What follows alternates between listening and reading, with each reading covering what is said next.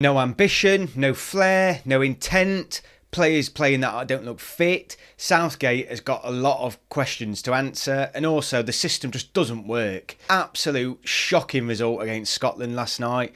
A 0-0 and a 0-0 that they look completely comfortable in. We look absolutely woeful. We will be out come the next round if we get through the group. There's statistically we may not. Absolutely awful. I've got a list here, so let's. I'm going to go over it. Let's get straight into it. So getting on to last night, the first thing is that jumps out is this system does not work. It just does not work. It offers us nothing. The masterclass, or what appeared to be a masterclass from Southgate last week, no longer appears to be the case. It just appears that's how we play. And it ended up working out quite conveniently well against Croatia. Looking back against Croatia, we created nothing. We've created absolutely nothing again. Or when we do create chances, we're not clinical enough. It's just not working. You've got two fullbacks who can't seem to ever get into the game. They're either being told not to attack, they either can't attack, or they won't attack in the system. So it's one of those few things. I cannot remember any scene last night where James and Shaw even attempted to get beyond their man or try and take a player on.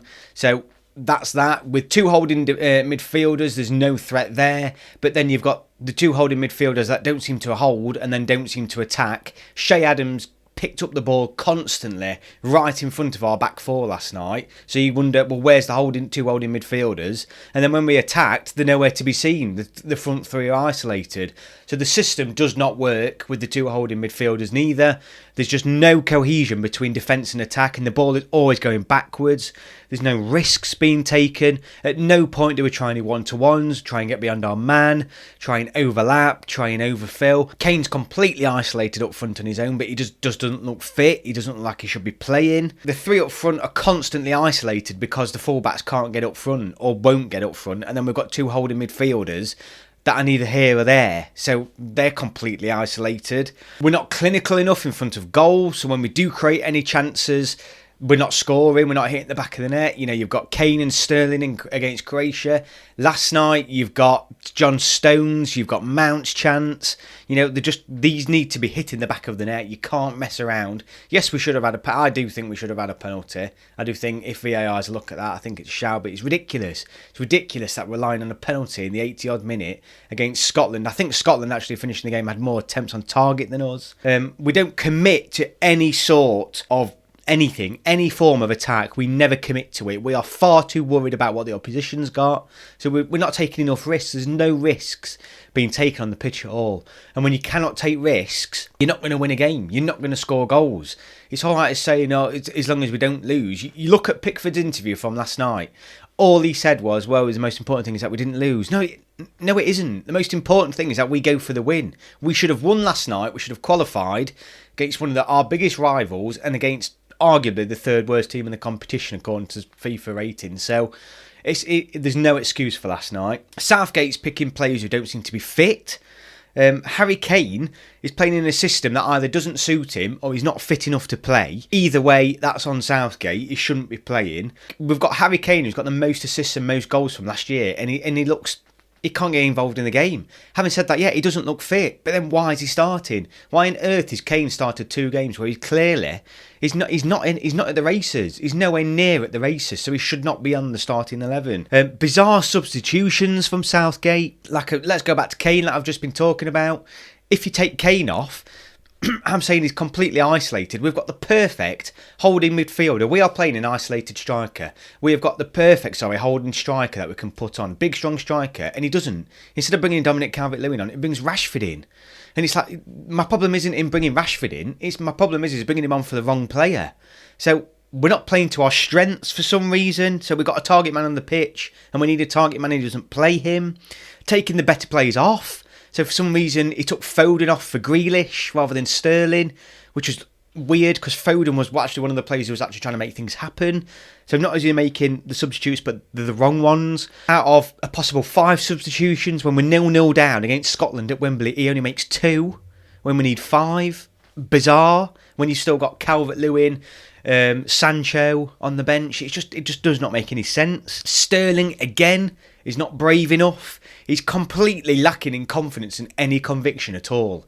He makes all the runs, but then when he gets there, you've got no faith in him at all.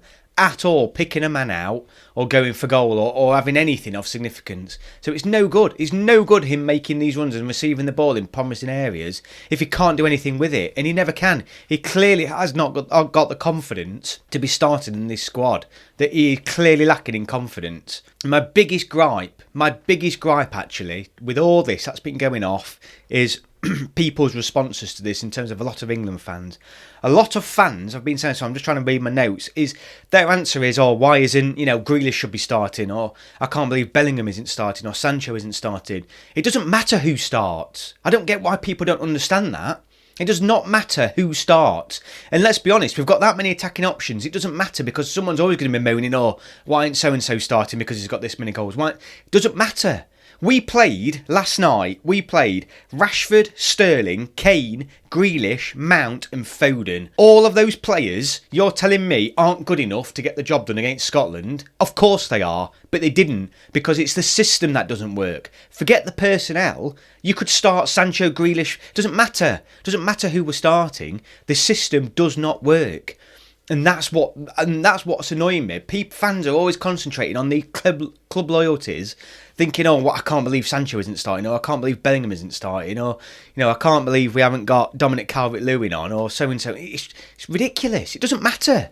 It's the England mentality again about relying on, oh, it's because this player isn't starting, well, we need this player on. Forget the individual players. The system does not work. And that's what we all need to be shouting about. It does not work. We are not an attacking threat. And when you look at our squad, that is our strength in attack. So the system does not suit the squad he has got available to him. So we have got to think of a better system. The system he is playing clearly is not fit for this tournament or fit for games. I think, and I can't believe, we need to go to a back five. So we need to play three at the back. They just stay there. That gives them the licence for these two full-backs. I've got a feeling they've been told not to attack because neither of them have. And, well, all four of them haven't over 2 games. So that can't be, all of them not deciding to attack together. I've got a feeling Southgate is telling them not to attack. Clearly, our attack is down the flanks because we're playing 2 wide of the striker and we've got all attacking wing-backs or capable of playing attacking wing-backs. So clearly, our attacks are going to be coming down the flanks. But we're not playing to that because we can't play it through the middle because we're playing 2 holding midfielders. So it's got to come down the wings. But clearly Southgate is telling them not to attack. We are terrified. It's the England way. Why are we terrified of what every other team has got or could do or giving a single chance away? Forget it.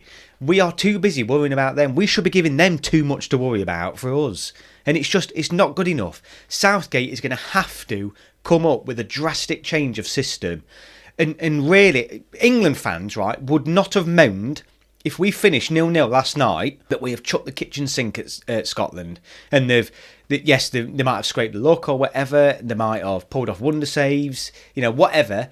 No one is moaning if we've gone out all out attack last night. But even with like a couple of minutes to go, what was England's game plan? What were we doing? He didn't even, when we're 0-0, it's. And this shows you the mentality. It's not a fact of let's change the system to try and win the match.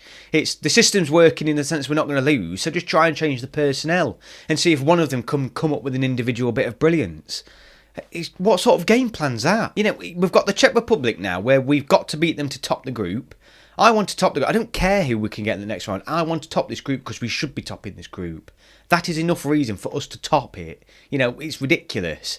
So he's now got to beat the Czech Republic. If we lose to the Czech Republic, we could come third in this group. It's ridiculous. We could actually be coming third in this group, and that's not acceptable. It isn't acceptable at all. And Southgate I think, and the players. Let's get right. Southgate and the players have been woeful.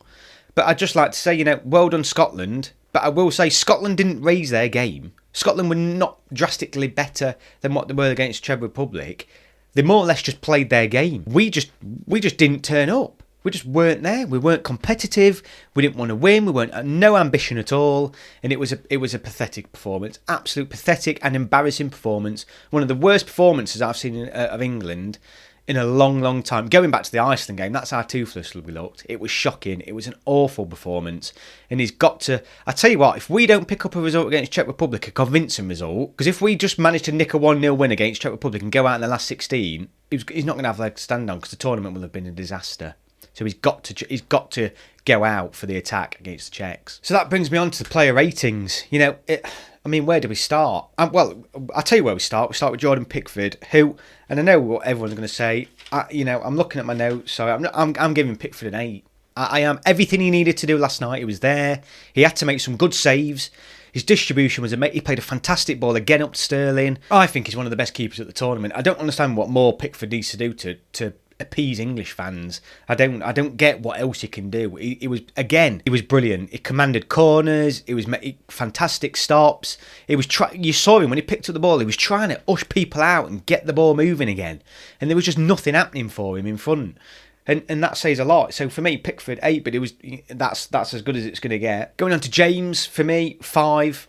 It was crap. It was garbage going forward. You know, in terms of at the back, he didn't have a lot to do, but there was nothing. He could have not been on the pitch last night. I wouldn't have known.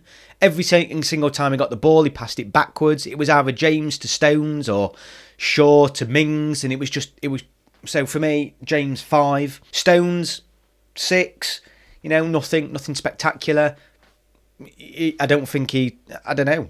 Again, Scotland didn't do an awful lot, but Stones, yeah, just a 6. Mings, I think Mings was one of our best players again. I think without Mings last night, we'd have lost the game. Simple as that. I think he made some really good interceptions, thinking about a header. He won where he looked like it was just going to drop for Shea Adams. Mings, there was a couple of times where he made some key interceptions, so a 7 for me for Mings. Luke Shaw, 5. He looked exactly the same as what he did in the pre-match Euro games against Austria, I think he played, or was it against Romania, when he just didn't look bothered.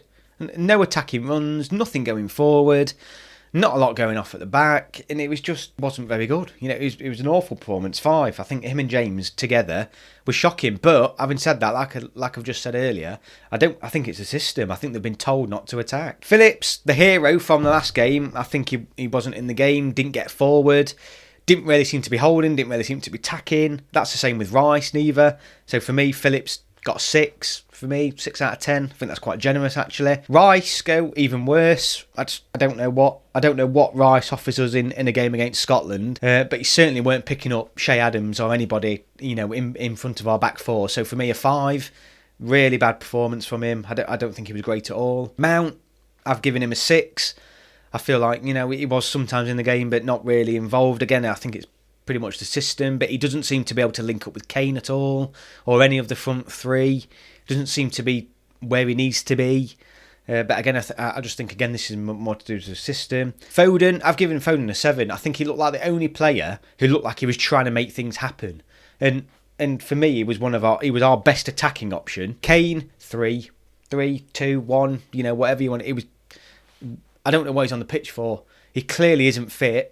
Or I don't know, there's just nothing there. There is absolutely nothing there from Kane. He can't hold up the ball. When he did get a chance to get a shot off, he was slow. He can't seem to, I don't know, he offers us nothing at the minute. In that system, he offers absolutely nothing. So it's like we've played the past 2 games with 10 men. He offers us absolutely nothing going forward. And Sterling, I've given Sterling a 6. Again, it's all about, you know, he's fantastic. He's a pain, he makes the runs. But I could put Sterling through on goal and you'd feel like he'd want to cut back, or he'd be worried about taking a shot on. And you saw that against his finish against Croatia. It wasn't the most convincing finish. He wanted so much time onto the ball to cross over to him. It just looks completely lacking in any sort of confidence. And then going on to the 2 substitutions. So Jack Grealish, I think, was a 7. I think he made things happen. He was taking players on. Yeah, but again, even he looked... There's not a lot he can do in the system, and it goes back to my point earlier in the video. It is not the players. Forget who we start. If you put Jack Grealish and Jadon Sancho into this team, I don't think we're much better. It's because of the system. There is nothing there to support any sort of attack at all. But Jack Grealish did all right, you know, 7 from me. And Rashford, he just weren't in the game, you know, just weren't in the game. But at the same time, we're asking him to play as a target man, which is ridiculous. He was isolated, Kane was isolated. I don't think Rashford's fit, or doesn't look on form anyway, so it amazes me why Calvert-Lewin didn't get on.